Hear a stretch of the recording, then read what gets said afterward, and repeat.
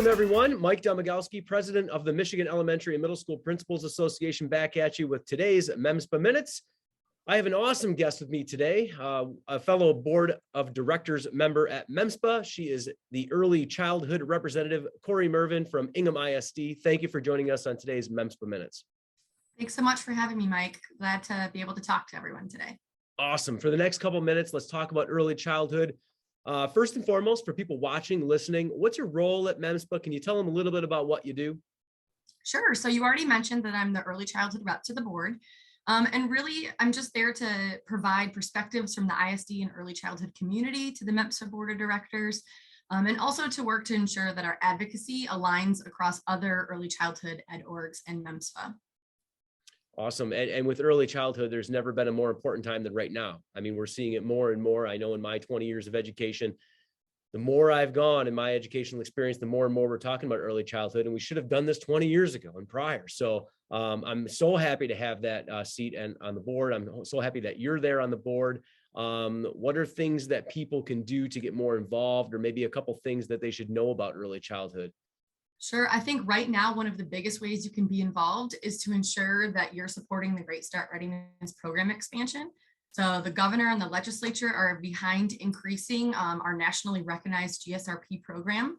So you'll see that with an investment in opportunities for children, so increased slots, and also increased per pupil amount to match the K-12 foundation. So this gives districts a great opportunity to expand their program and ensure that GSRP students have experienced teachers and that they stay within the district. And so if you are not currently serving all of your eligible GSRP students in your district, reach out to your ISD. The slots are available, and there's plenty of people there to help you get the programs either started or expanding the current program that you have. And I guess that's my next question, and it probably will answer itself a little bit based on what you just said. I'm sorry about that. Got to text my daughter. See, it's live. Here we go. So a little bit about getting that outreach out there. Can you talk about that a little bit? I don't know if you do any of that, or people maybe at your ISD do that. But let's say I'm an elementary principal and I want to get more involved with GSRP, reach out to those families. How do I do that? How do I identify them? Can you talk about that just a little bit, about how that's done? Sure. So each ISD has someone called an early childhood contact, and they're the main contact for the Great Start Readiness program.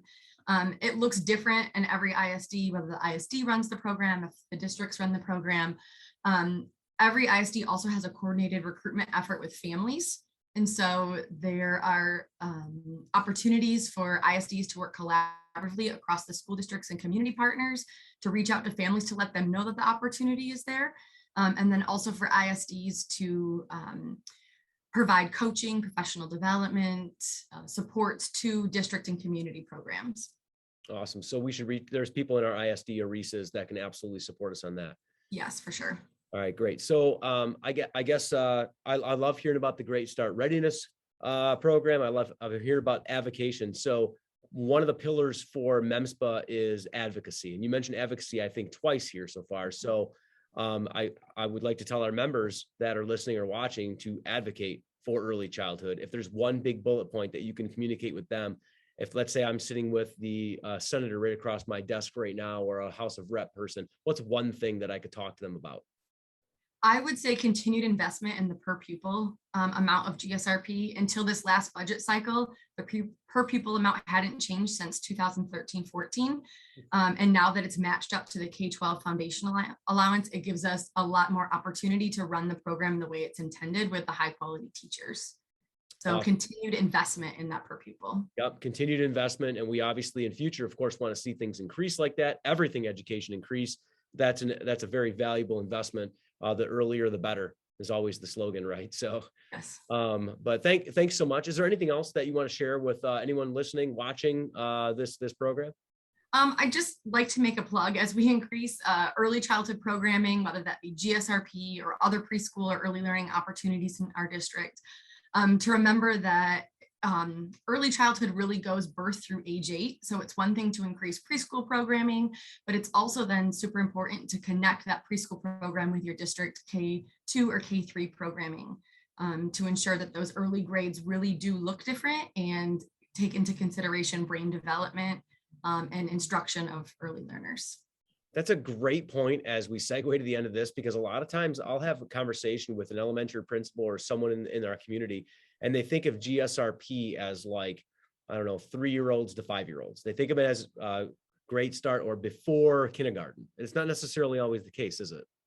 No, and in our Michigan system, it's really easy to separate birth to 5 and K-12, and really we need to put more focus on that birth through age 8 and the alignment and the important ways that children in that age range develop, and how unique it is. And so I think also another plug would really just be to collaborate. You know, if we can work together ahead of time, it's going to save us a lot of trouble trying to intervene down the road when if we would have done it right the first time, we wouldn't have had to do that down the road. For sure. All right, cool. All right, advocacy. Let's reach out. Let's connect. Let's collaborate. So, you know, as we end here, Corrie, thank you for the information you've given the board for MEMSPA and also everyone else. I mean, people can reach out to you. They can reach out to MEMSPA for any other questions about early childhood. I want to thank you for being on MEMSPA Minutes and all the work that you do, not only just for MEMSPA, but in education in general. So you do an outstanding job. Thank you. Thanks so much. I love the opportunity to be here.